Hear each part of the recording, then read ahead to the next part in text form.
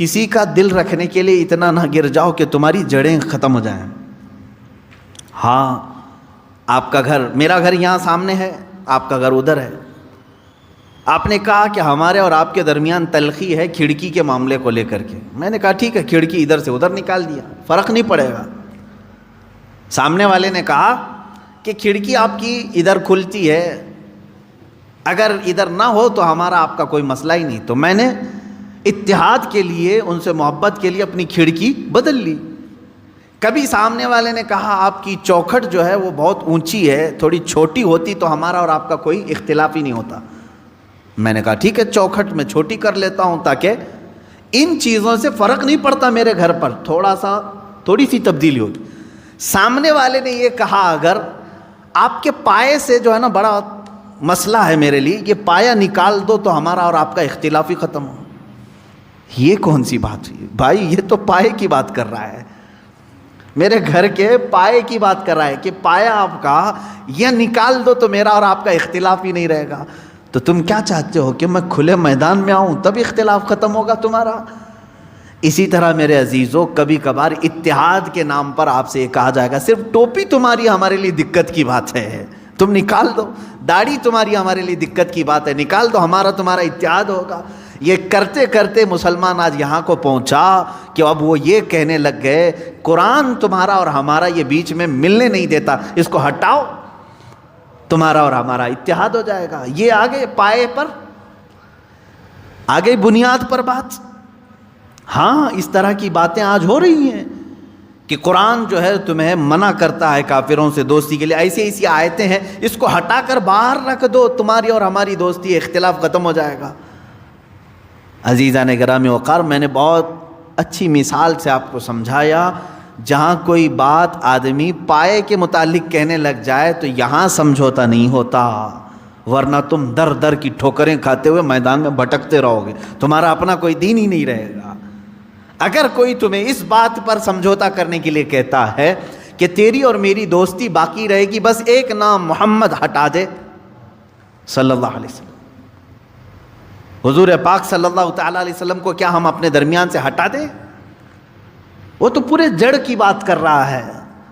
تو یہاں سمجھوتا نہیں ہوتا. اس طرح کی دوستیوں سے اللہ رب العزت نے منع فرمایا، اے ایمان والو ان لوگوں سے دوستی نہ کرو. کس بنیاد پر؟ کہ کہیں وہ تمہیں کفر میں نہ لے جائیں. ہاں میں نے ظاہر کر دیا آپ کے سامنے، تجارت میں دوستی ٹھیک ہے، پڑوس میں ہے نان مسلم کسی بھی دھرم کا رہنے والا، اس کے ساتھ دوستی رکھ سکتے ہو آپ. اگر وہ بھوکا ہے تو آپ کھانا کھلا سکتے ہو، اگر بے لباس ہے تو آپ لباس پہنا سکتے ہیں. اسلام نے یہ تمام چیزوں کی اجازت دی. تجارت میں تم معاملات کر سکتے ہو، پڑوس ہونے کے اعتبار سے معاملات کر سکتے ہو. تمہارے کلیگ ہیں، ایک ساتھ نوکری کرتے ہیں، جاب کرتے ہیں، ایک دوسرے کے ساتھ پڑھتے پڑھاتے ہیں، ان معاملات میں تم تعلقات رکھ سکتے ہو. یہاں جو ممانعت آئی ہے وہ دینی معاملات کے سلسلے میں. اسی لیے میں کہتا ہوں عام مسلمانوں کو یہ چاہیے کہ وہ دینی معاملات میں ان لوگوں کے ساتھ ڈسکشن پر بھی نہ جائیں، نہ کریں. ہاں جب کبھی دھارمک معاملات پر بات کرنے کی نوبت آ جائے تو ان لوگوں سے یہ کہیں کہ ہمارے دھرم کو جو زیادہ جانتا ہے وہ بیٹھے، تمہارے دھرم کو جو زیادہ جانتا ہے وہ بیٹھے، یا ان کی فیلڈ ہے وہ گفتگو کریں گے. ورنہ تمہیں ان تمام چیزوں میں الجھا کر کے کبھی قرآن کے بارے میں تم سے سوال کر دے گا، تمہارے قرآن میں ایسی بات آئی ہے، کیا ضروری ہے تم کو ہر چیز کا اس کو جواب دینا؟ اب مثال کے طور پر کوئی میڈیکل کا اسٹوڈنٹ ہے، اس سے ایگریکلچر کے بارے میں پوچھا جا رہا ہے، تو کیا ضروری ہے اس کو ہر چیز کا جواب دینا؟ وہ بس اتنا کہہ دے کہ ایگریکلچر کا جو اسٹوڈنٹ ہے اس سے یہ رابطہ کر لیں، آپ وہاں کے ٹیچر سے آپ پوچھ لیں، یہ میری فیلڈ نہیں ہے. تمام نوجوانوں سے میں یہی کہوں گا کہ آج کے زمانے میں ڈیبیٹ کا سلسلہ بہت شوق سے دیکھا جاتا ہے اور کیا بھی جاتا ہے. ہاں میں نے اس سے قبل شاید بتایا ہوگا، رات کے 3 بج رہے تھے، ایک بار مجھے فون آیا رمضان کے ہی موسم، اسی رمضان کے وقت رات کے 3 بجے کے قریب، شہری کو ابھی تھوڑا ٹائم باقی تھا، اور اتنی رات کو فون آئے تو تھوڑا سا قلق ہوتا ہے کہ پتہ نہیں کوئی ایمرجنسی تو نہیں. جھٹ سے میں نے اٹھایا, نیند خراب. سامنے والے نے کہا کہ حضرت ایک بہت ضروری مسئلہ ہے. کہا کہ کیا بات ہے بیٹا؟ کہا مناظرہ چل رہا ہے, ایک سوال آ گیا ہے. مناظرہ چل رہا ہے, مناظرے کے بیچ میں رات کے 3 بجے مناظرہ چل رہا ہے. اچھا کس کے ساتھ؟ کہا کہ وہ سلفی اہل حدیث ہے اور ان کے ساتھ مناظرہ چل رہا ہے. مسئلہ کیا ہے؟ حضور پاک صلی اللہ تعالیٰ علیہ وسلم کی ذات کو لے کر کے کوئی مسئلہ تھا. میں نے کہا اتنی رات میں یہ اٹھا کر کے پوچھ رہا ہے. میں نے کہا بیٹا یہ کہاں چل رہا ہے؟ کہا بس حضرت ہمارے گلی کے باہر, ہم گھر کے باہر ہی بیٹھے ہوئے ہیں. یہ کٹے پر بیٹھ کر رات کے 3 بجے مناظرہ چل رہا ہے اور فون لگا رہے ہیں ہمیں رات کے 3 بجے. عزیزان گرامی وقار, میں بچوں سے کہتا ہوں اے میرے عزیزو, یہ تمہاری فیلڈ نہیں. کسان کے ہاتھ میں اگر چاقو دے کر کے کہو کہ پیٹ کا آپریشن کرے تو پھر وہ کیا کرے گا؟ معلوم ہے کیا کرے گا؟ جس طرح وہ کدال اور پھاوڑا چلاتا ہے کھیتی باڑی میں, اسی طرح تمہارے جسم کے ساتھ بھی چلائے گا. دین کے اصول اور دین کی باریکیاں علماء کے لیے چھوڑ دیں.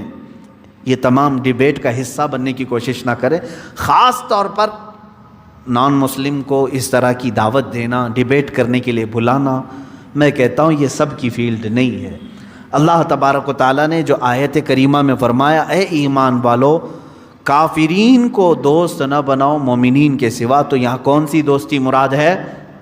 دینی معاملات کی دوستی. اس کو سمجھ کر کے چلیں.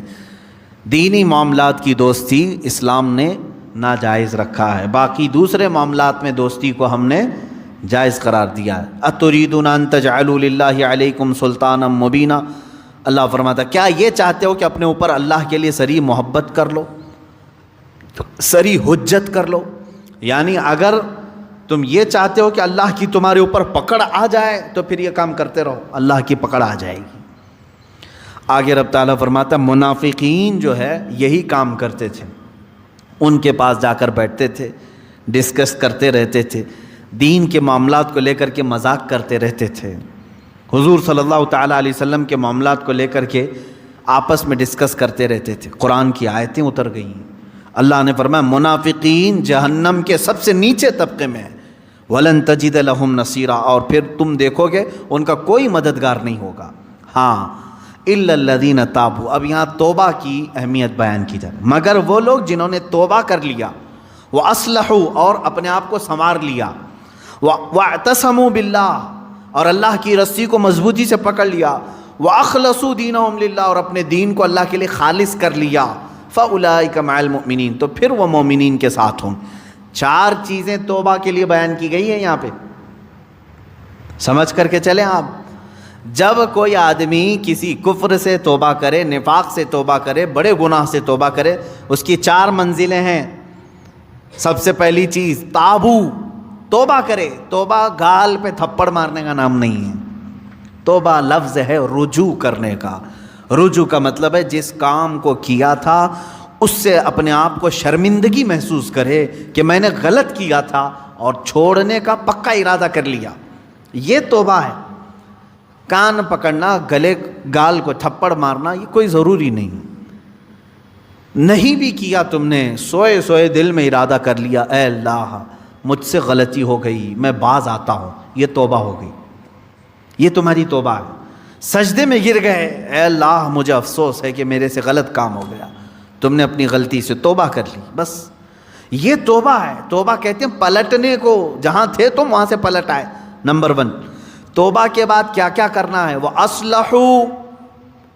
اصلحو کا مطلب ہوتا ہے اپنے آپ کو پھر سنوارنا ہوگا. تمہیں مومنین کے ساتھ اگر بیٹھنا ہے تو سنوارنا ہوگا. اسی لیے اس آیت کے ذریعے سے مفسرین فرماتے ہیں کوئی اگر توبہ کرتا ہے کسی چیز سے, فوراً اس پر اعتبار مت کرو, 6 مہینے انتظار کر کے دیکھو کہ سنورا کہ نہیں سنورا, اپنے آپ کی اصلاح کیا کہ نہیں.